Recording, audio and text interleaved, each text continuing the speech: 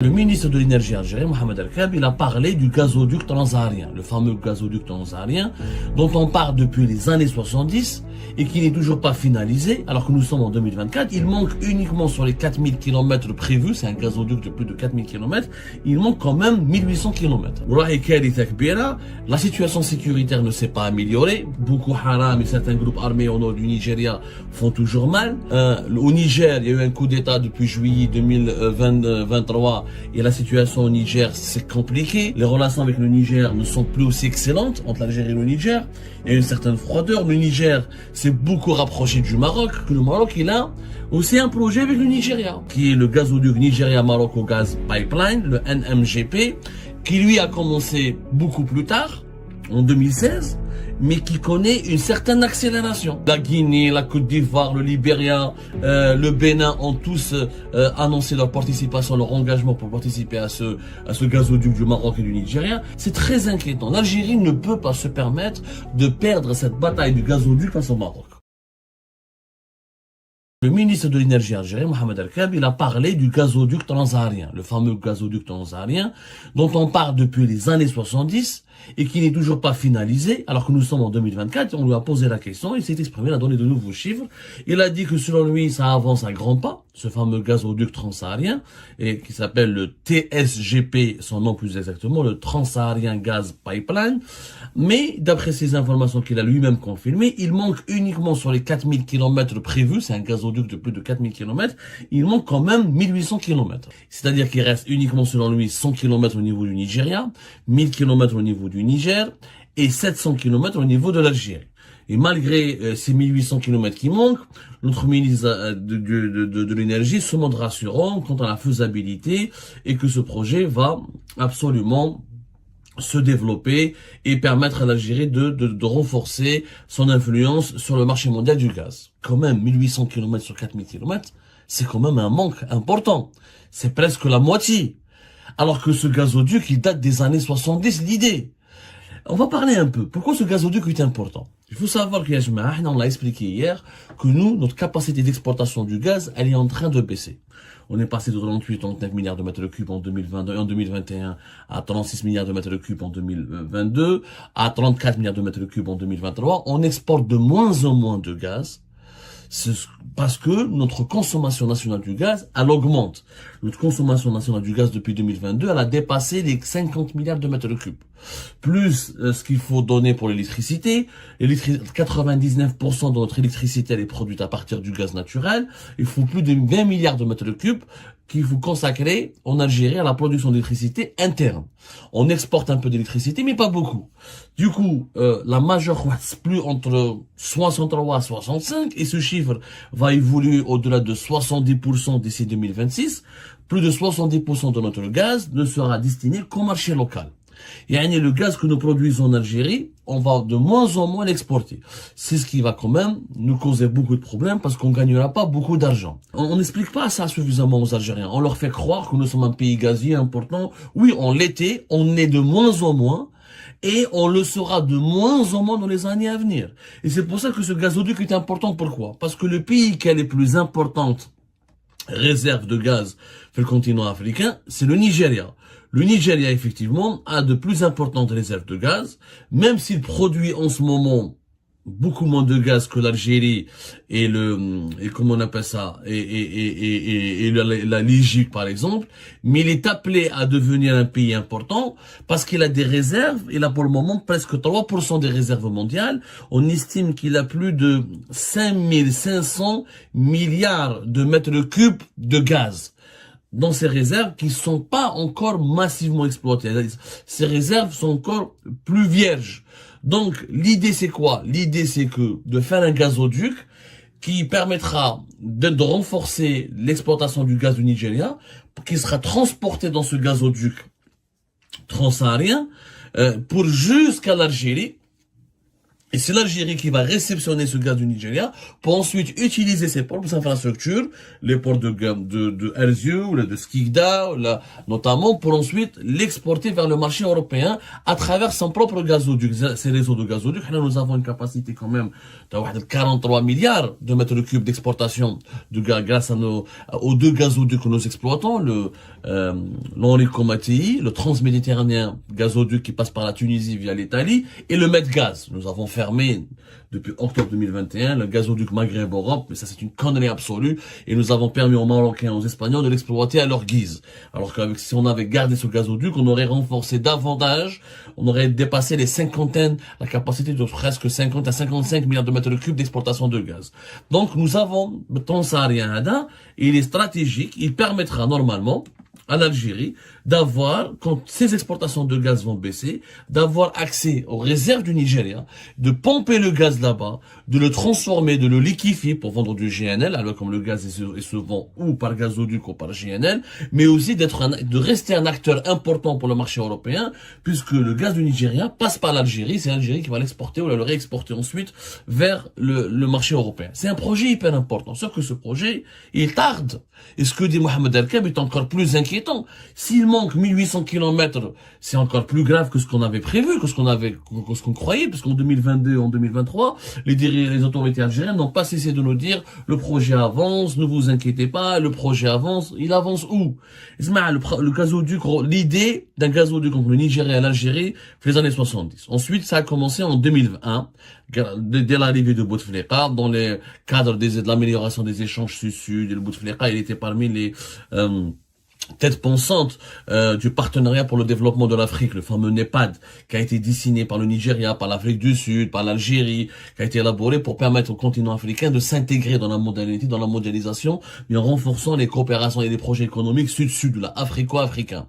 Donc, 2001, il y a eu une signature un mémorandum entre le Nigeria et l'Algérie pour valider officiellement ce projet. 2002, la Sonatrach et l'entreprise la principale entreprise compagnie pétrolière du Nigeria, la Nigerian National Petroleum Corporation, la NNPC, signe un contrat officiel pour lancer définitivement le projet du gazoduc transsaharien. En juillet 2009, en 2009, un accord encore plus approfondi concernant ce projet a été signé à Abuja, la capitale du Nigeria, entre le gouvernement du Nigeria, du Niger et de l'Algérie. Et jusqu'à 2009, il fallait mobiliser 10 milliards de dollars pour financer ce projet. Sauf que, voilà, l'Algérie, elle était dépendante de Bouteflika à l'époque, la stabilité politique, le deuxième mandat, troisième mandat. Ensuite, la situation sécuritaire dans la région commençait à se détériorer à partir de 2011-2012 avec ce qui s'est passé en Libye. Ensuite, les rébellions au nord du Mali 2012. Ensuite, l'éclatement de la menace terroriste et la propagation de la menace terroriste au nord du Mali, au nord du Niger, comme au nord du Nigeria avec Boko Haram de 2013 jusqu'à 2014-2015. Ils ont retardé ce projet. Aujourd'hui, on estime que le coût du projet est passé de 10 à 13, voire il faut 15 milliards de dollars pour construire ce gazoduc. C'est quand même 4000 km. Donc, pour le moment, le gazoduc, la distance terre plus exacte, c'est 4400 km. 1307 km traverse le Nigeria. Normalement que 841 km traverse le Niger. Donc on comprend pas pourquoi ça a été porté à 1000 km. Et 2300 km sur le territoire algérien. Donc, le gazoduc devait donc transporter entre 20 avec une capacité d'être porté jusqu'à 30 milliards de mètres cubes. Donc c'est un gazoduc important. Sauf que le temps est passé. Ça fait quand même, depuis 2001, on en parle. Aujourd'hui, on est en 2024. La situation sécuritaire ne s'est pas améliorée. Boko Haram et certains groupes armés au nord du Nigeria font toujours mal. Est-ce que le Nigeria aura, bon, même si le Nigeria a une armée plus importante, etc., il a une armée importante ou considérable, il a les moyens de se défendre, etc., mais ça reste quand même inquiétant.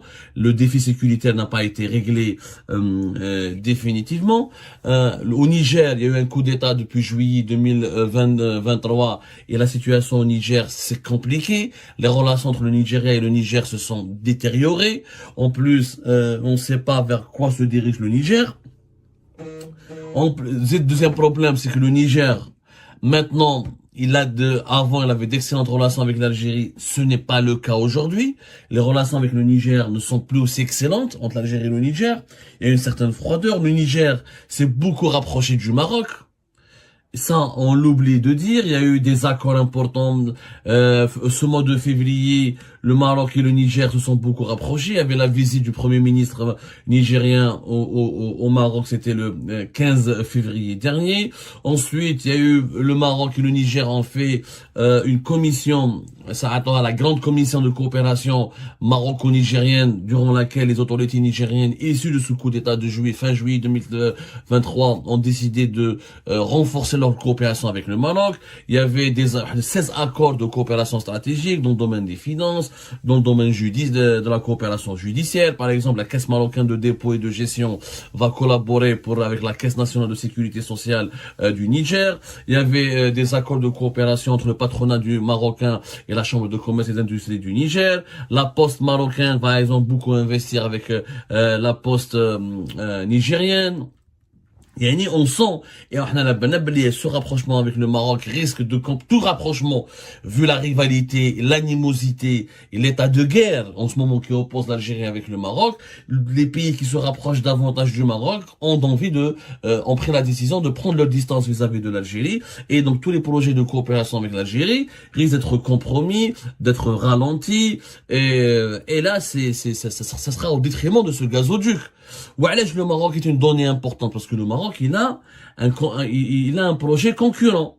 Donc, si le Niger s'est rapproché du Maroc, il ne cesse de se rapprocher du Maroc avec, notamment au niveau de la coopération économique, militaire et sécuritaire, et que le Maroc a proposé une initiative en décembre 2023 au Mali et au Niger et au Tchad, et au Burkina Faso pour les connecter au futur port de Dakhla, qui est en cours qui a été imaginé depuis 2016, mais qui est en cours de construction et qui devrait voir le jour peut-être en 2025.